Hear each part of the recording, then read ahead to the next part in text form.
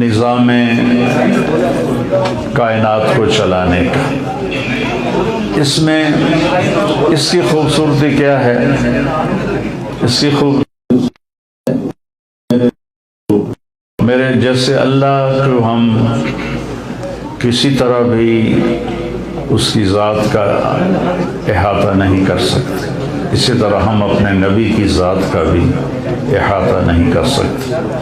اللہ کے نبی کی صفات بے شمار، لیکن اس میں دو ہائی لائٹ ہوئیں، صادق اور امین، سچے اور امانت دار۔ سچ بولتے ہیں، کسی کو دھوکہ نہیں دیتے ہیں۔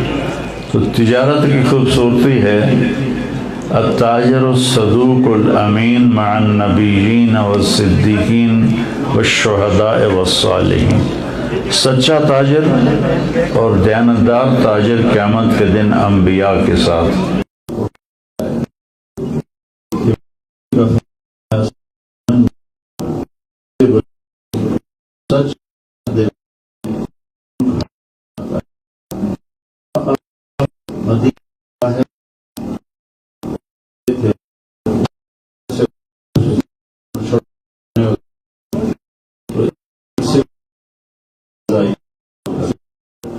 تو آپ نے ایسے دیکھا کوئی نظر نہیں آیا۔ پھر دوبارہ آواز آئی یا رسول اللہ، تو پھر آپ کی نظر پڑی ایک ہرنی آپ کو پکار رہی تھی یا رسول اللہ۔ آپ جانوروں کی زبان سمجھتے تھے، وہ رسی سے بندھی ہوئی تھی اور رسی چارپائی کے ساتھ گرہ لگی ہوئی تھی۔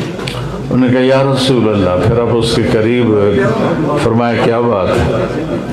کہنے لگی یہ آپ کا صحابی مجھے شکار کر کے لایا ہے، میرے چھوٹے چھوٹے بچے ہیں، وہ بھوک سے تڑپ رہے ہوں گے، تو آپ مجھے آزاد کر دیں، میں بچوں کو دودھ پلا کے واپس آ جاؤں گا۔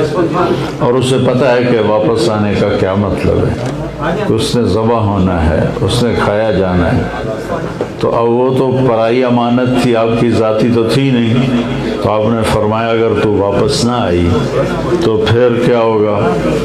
کہ پھر اللہ مجھے انسانوں کی طرح جہنم میں ڈال دے۔ جانور تو جہنم میں نہیں جائیں گے، انسان جائیں گے، کہ اللہ تعالیٰ مجھے پھر جہنم کا عذاب تھا۔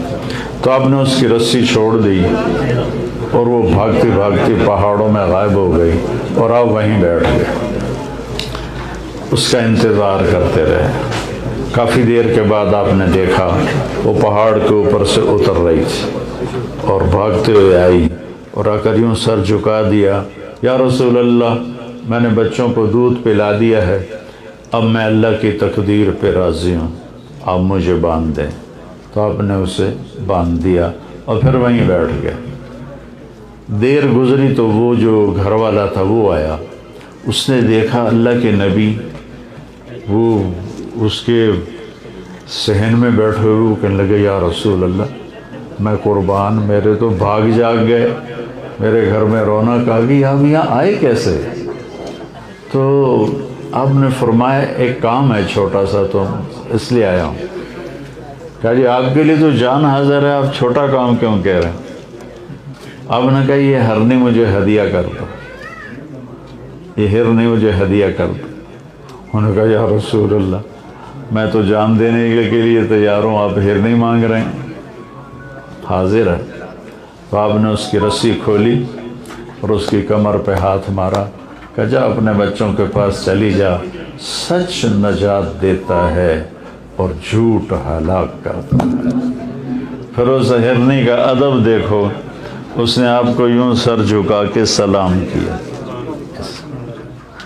پھر اس نے ایسے سر اٹھایا، 10 قدم چلی، واپس مڑی، پھر آپ کو ایسے سلام کیا، اور پھر آگے چلی، کوئی 100 قدم چلی، پھر واپس مڑی اور آپ کو پھر یوں سلام کیا۔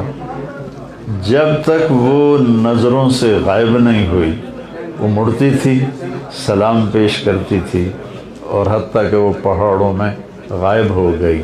بھائیو، جب ایک ہرنی کو سچ نجات دیتا ہے تو اگر میں اور آپ سچ بولیں گے تو اللہ کتنا خوش ہوگا۔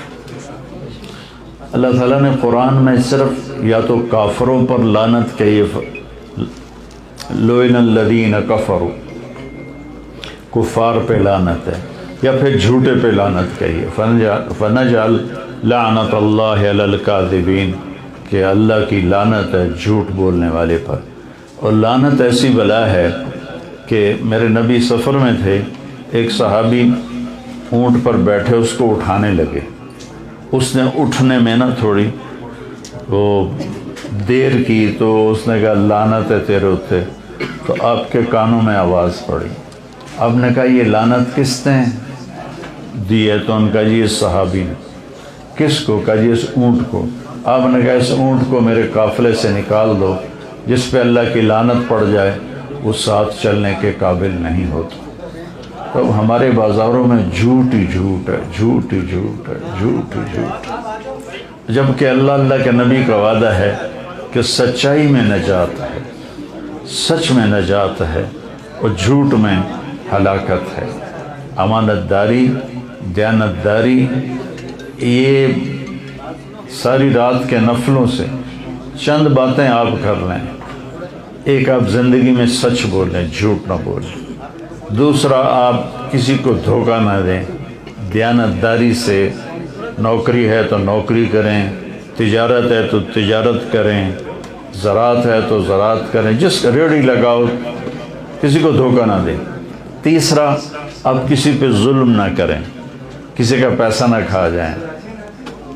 ہمارے بازار کا دستور ہے ادھار پہ چیزیں دیتے ہیں، اور جب وہ لینے جاتے ہیں پیسے جنہوں نے دی ہوتی چیز، تو ان کے ہاں پیسے پڑے ہوتے ہیں اور صاف جھوٹ بولتے ہیں پیسے کوئی نہیں ہے، اگلے ہفتے آنا۔ تو وہ اپنی ساری زندگی کی کمائی کو خراب کر دیتے ہیں۔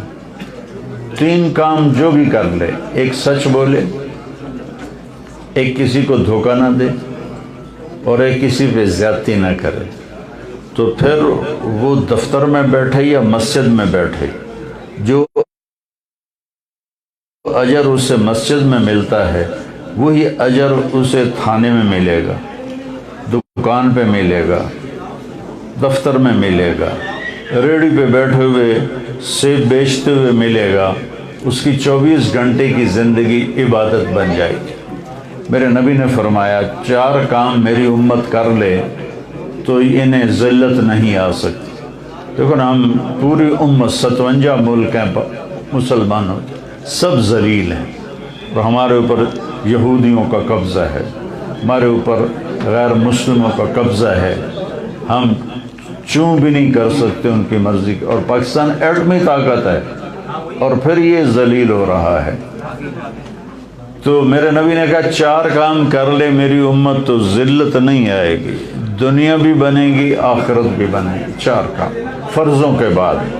نماز تو فرض ہے، میرے نبی نے فرمایا دنیا سے جاتے ہوئے جب آپ کے آخری سانس تھے اور زندگی میں چند سیکنڈ باقی تھے، تو آپ نے فرمایا میری امت نماز نہ چھوڑنا، نماز نہ چھوڑنا، نماز نہ چھوڑنا۔ اور دوسرا، غریبوں پہ ظلم نہ کرنا، غریبوں پہ ظلم نہ کرنا، غریبوں پہ ظلم نہ کرنا۔ آپ نے پوری شریعت کو 2 لفظوں میں بیان کیا۔ ایک اللہ کے حقوق ہیں، اس میں نماز سب سے آگے کی چیز۔ ایک بندوں کے حقوق ہے، اس میں غریب سب سے زیادہ پستا ہے، مالداروں کے ہاتھوں، پیسے والوں کے ہاتھوں ان کی عزتیں نیلام ہو جاتی ہیں۔ میں اللہ کی نعمت کے طور پہ بیان کر رہا ہوں کہ میں طوائفوں کے بازار میں گیا اور 2 سال میں نے وہاں محنت کی، اور کتنی بچیوں نے توبہ کی، میں نے کئیوں کی شادیاں کروائیں۔ تو خلاصہ اس کا یہ ہے کہ سب مجبوری کے ساتھ وہاں بیٹھی ہیں۔ جب غریب لوگ، جب مالدار لوگ زکوٰۃ نہیں دیتے، جب مالدار لوگ